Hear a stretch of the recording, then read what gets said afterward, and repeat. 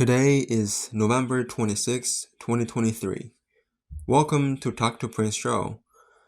Prince Israel Zaar, as a law and political science graduate and as a philosopher on artificial intelligence, what is your thoughts on American geopolitics in the Middle East today?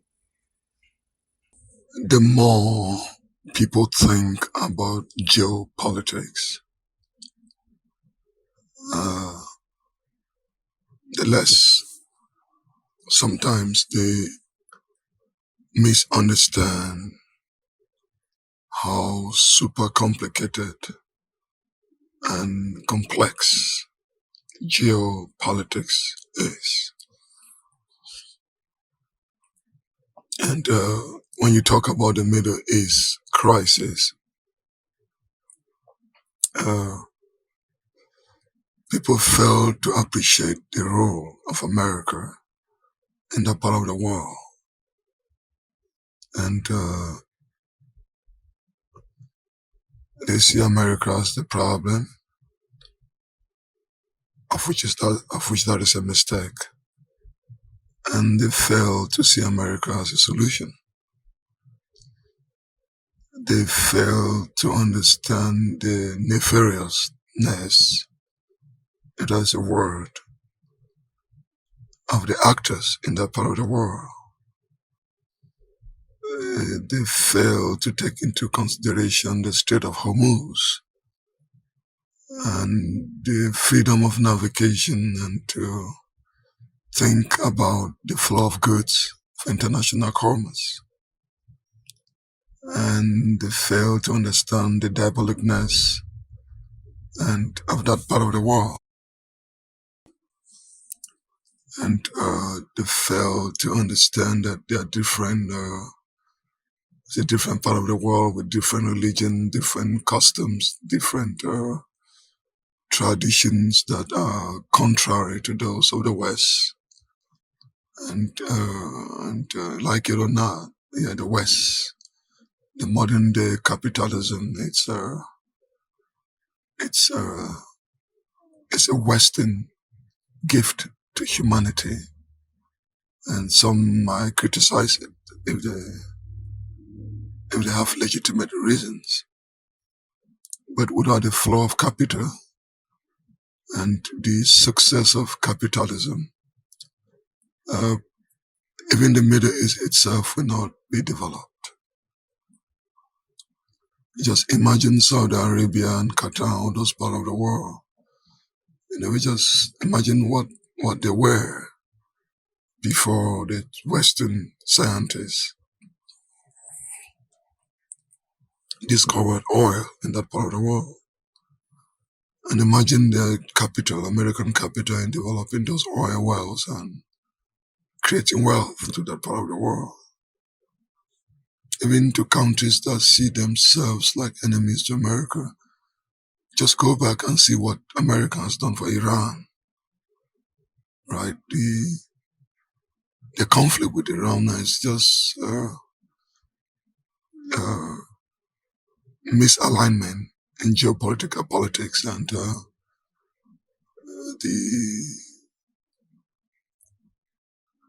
the contrary position or opposition of seeing the world differently, geopolitically. So it's very dicey and ambiguous, and not a straight line, not a linear line when you talk about the Middle East politics. Most of these countries are not.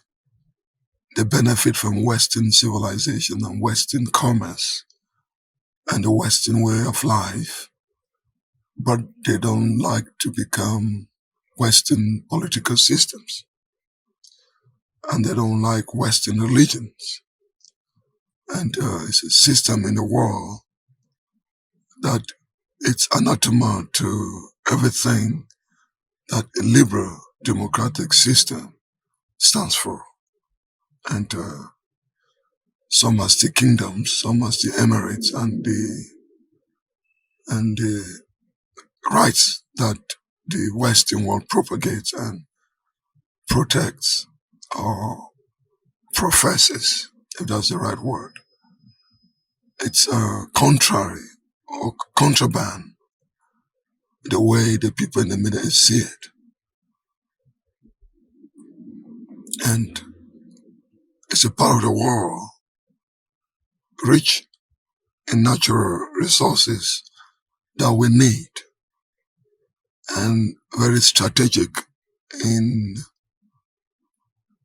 geopolitical alignments and very necessary not only in the flow of goods but in the flow of oil, the oil that drives our homes, our cars. And so just imagine the value of oil. You can see what happened to Gaza, with the war in Gaza. Without the flow of oil, you can see that everything is in a standstill. The hospitals, the kitchen, the roads, and infrastructures, critical or not critical infrastructure. So to be able to control the international commerce of the free flow of oil is very important. And the Middle East is partly Africa and partly Asia. And it's very rich and very powerful. They got great players that can shift geopolitical politics very easily. And with the BRICS, and some of these countries now, you got the global south and the global north. So there is an alignment that is changing geopolitics. And people are not seeing what is happening.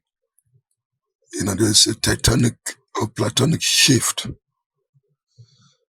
in the world from unipolarity or from a unipolar world to a multi or bipolar world. So the geopolitical hemisphere of the world is becoming very, very complicated.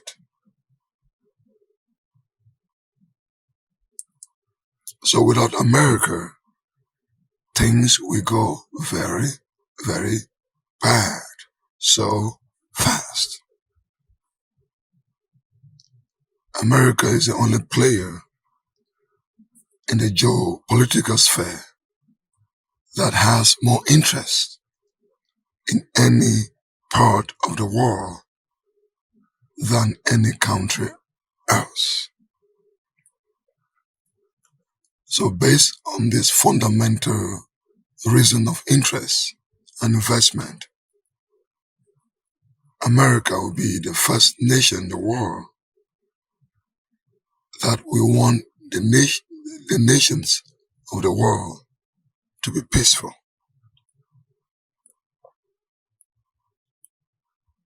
Peace in the world is beneficial for America. It's beneficial for American businesses to prosper.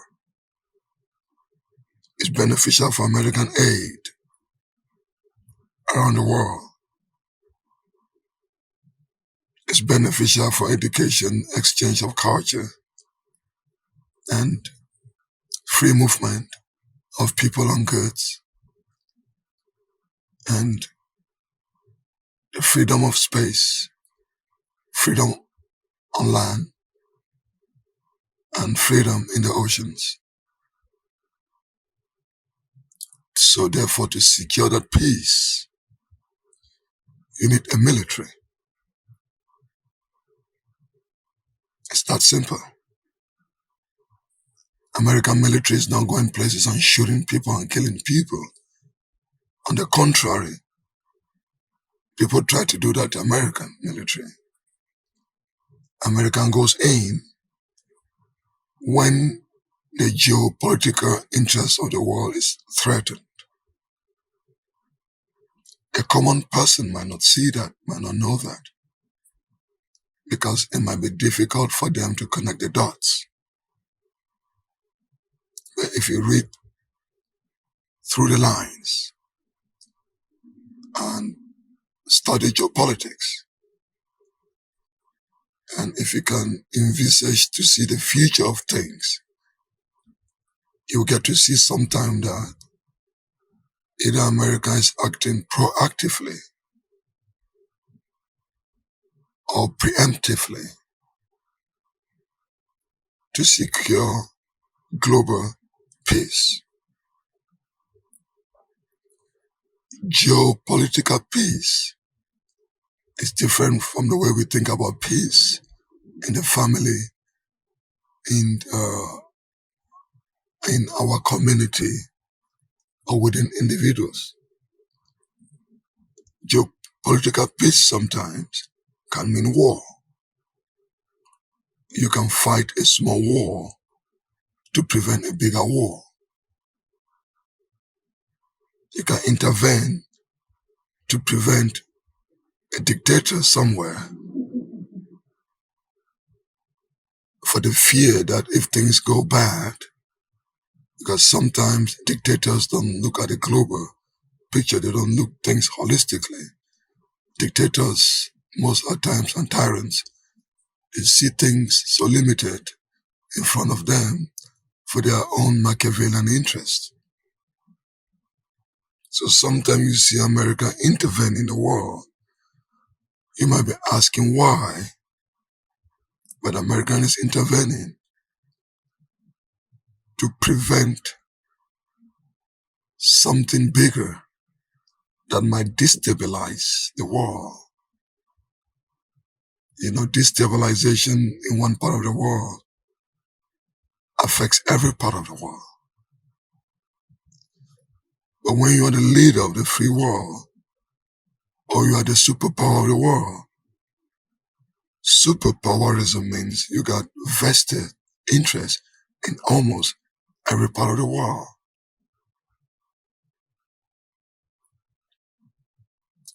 When people always see America based on the military might, they get it wrong. They don't think about the soft power. American movies, fashion, shows, media, education, science, technology, right? Sustainability, philanthropy, humanitarianism. They fail to understand that the United Nations that superseded the League of Nations and all the World Bank and the IMF and all these Bretton Woods institutions, they were designed to make this world a better place. Do not get me wrong. Americans get it wrong sometimes. Sometimes little. Sometimes, most of the times. It's not America as a people getting it wrong. It's just an administration getting it wrong. And people fail to understand that America is not a dictatorship. The leaders in America don't last long. So one bad decision by one leader can be overturned by another election, by another Congress, by another executive branch, or by the Supreme Court, or by the court of public opinion.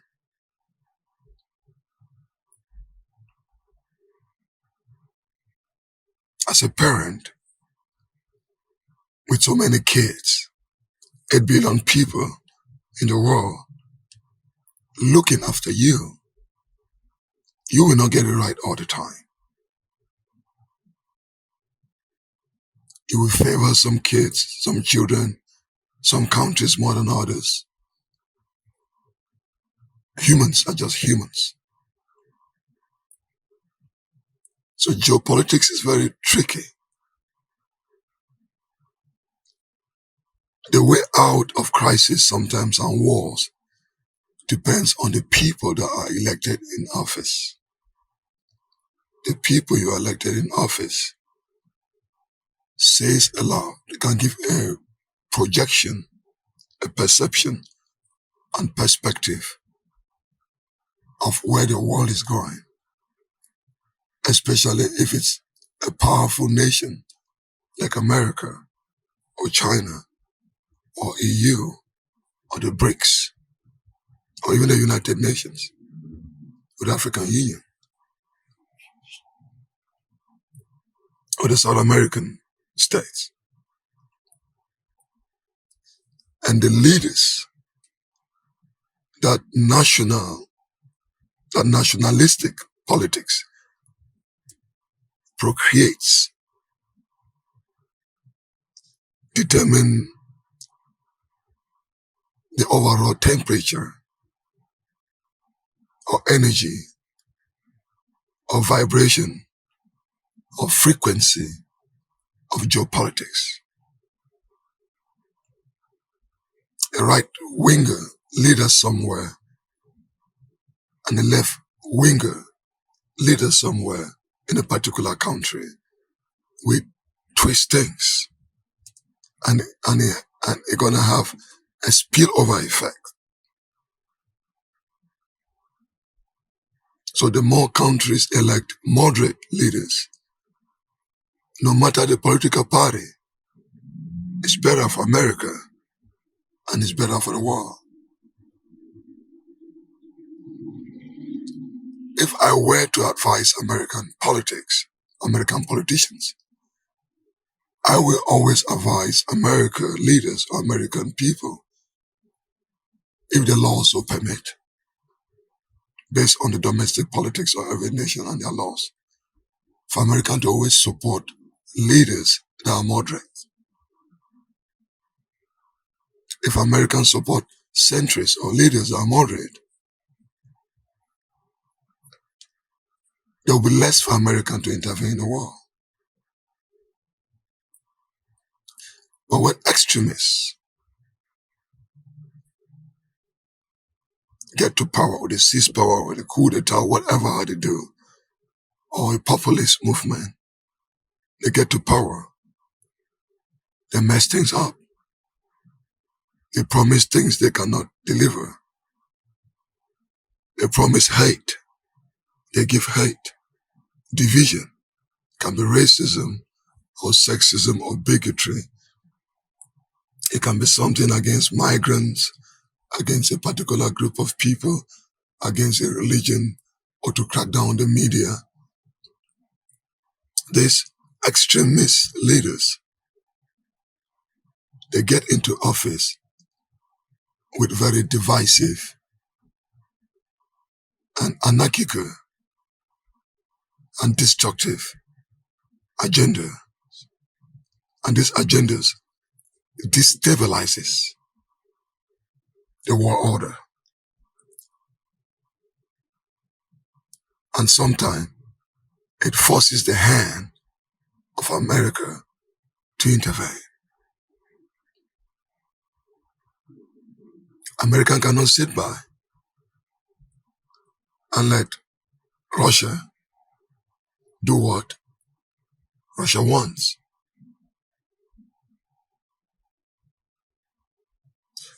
People in America will be in the streets if that should happen.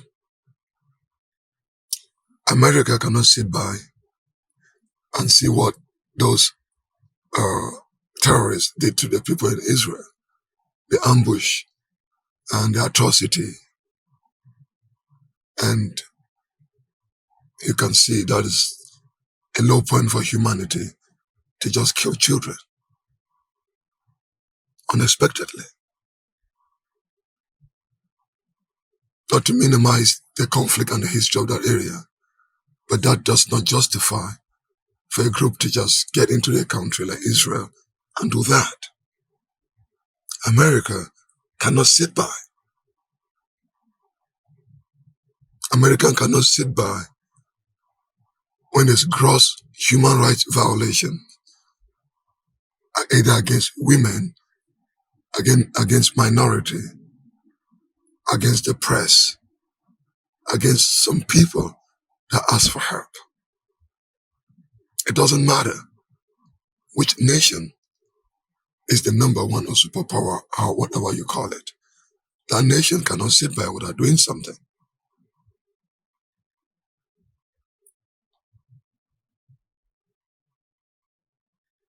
And equally, it's for American politicians to be very careful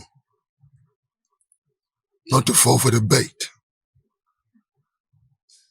and for the media not to push American leaders with agendaed questions, putting the leader in a tough spot with a yes or no answer in order to use that yes or no answer to score political points or whatever that point. And you force the hand of a leader to say something that might be detrimental to the interests of that country.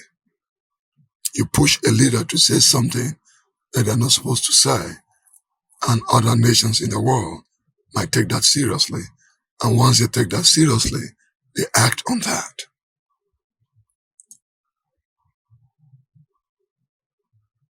Picking sides, right? As a leader of the free world, Americans should have good intelligence officers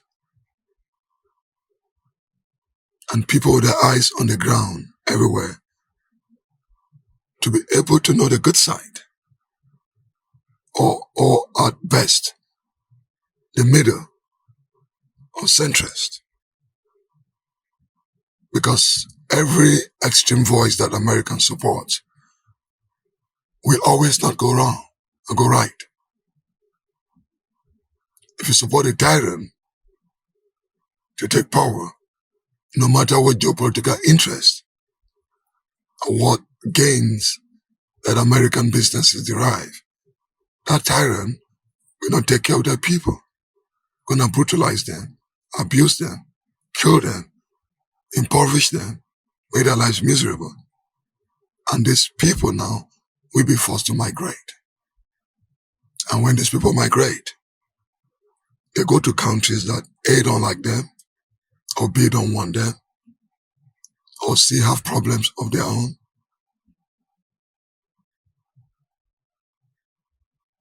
or D, some right winger or left winger use these migrants to propagate some very, very extremist ideas.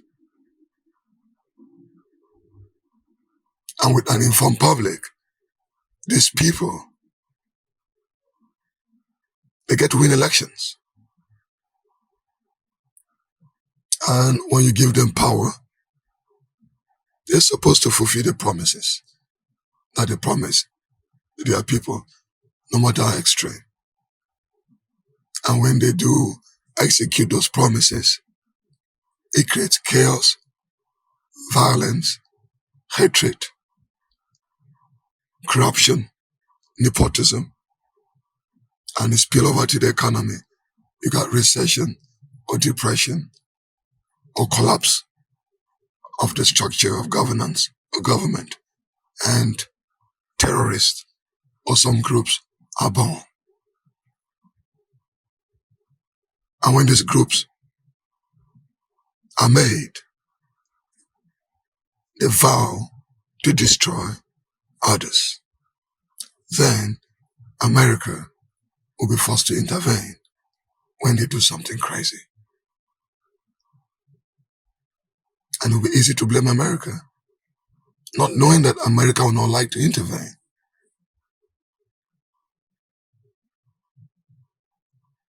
When people talk about Iraq, they forget Saddam Hussein. When they talk about Libya, they forget Gaddafi.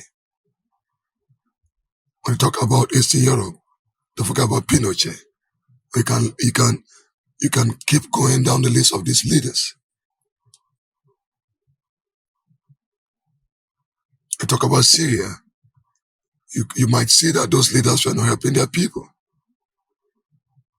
These people are not meant to help their people. That's not the intent for them governing their people.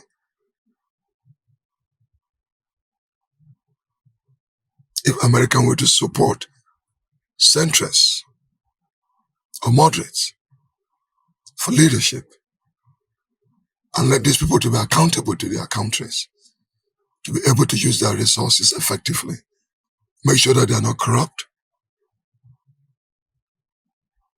prevent money laundering, make sure that they punish cruelties or abuse of power, make sure that these countries got civilized institutions that are transparent, that are there for their people, for their better well-being, to lead than to kill or reward friends and punish enemies. If America is to make sure that leaders of these countries are nation builders themselves, that can manage our resources effectively. At the end of the day, America can buy resources. It doesn't matter from who. Why not just buy the resources from the good guys? Then in black markets or from dictators that create chaos.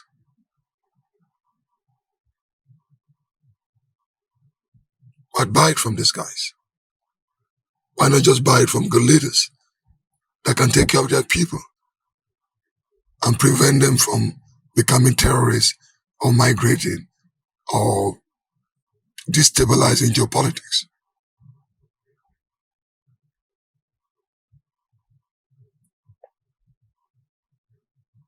It's easy to blame America, but it's difficult to replace America. You can criticize America to do better and give your suggestions. And it's for American leaders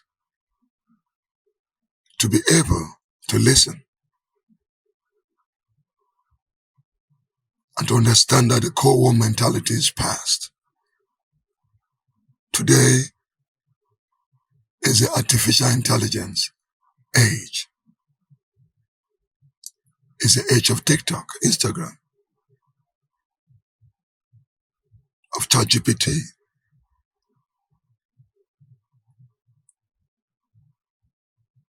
It's an age of open media and open AI.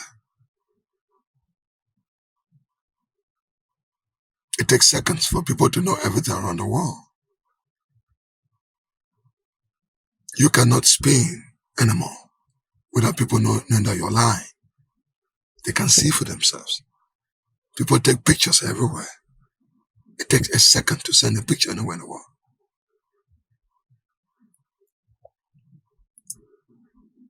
Therefore, that Cold War, where things are hidden under the rug, it's not like that anymore.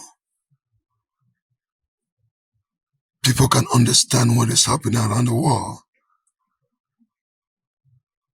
with a blink of an eye. So you must know the world when you are living in. We should stop deceiving ourselves that the people are that stupid. They're not.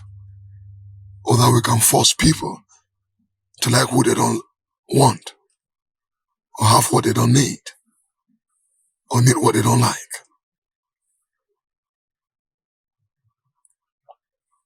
Everybody in the world today wants a better world, a peaceful, sustainable world where they can live happily with their family, work, come home peaceful and safe, have time to invest for themselves, save the money in the bank, create their own businesses, live a peaceful and comfortable life. Everybody, anywhere in the world, likes to live in peace. That peace becomes subjective. So instead of looking at those who want to go to war, look at those who want peace. And when you do work with those who want peace, make the government to be sustainable.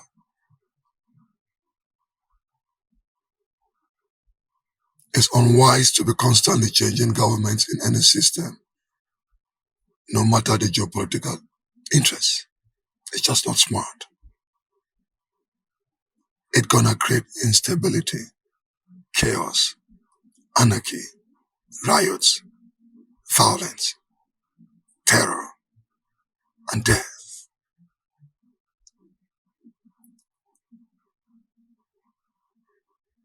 Do not force dictators on countries. Work with the good guys. Who those good guys are, I cannot tell. But those good guys should be the good guys that the people like. Do not impose a leader on the population. That will be a mistake. Let the people elect those they like. They will still buy American goods. Americans will still make business with them. And American resources will not be wasted. American lives will not be wasted. American philanthropy will not be wasted. And American interest will not be wasted.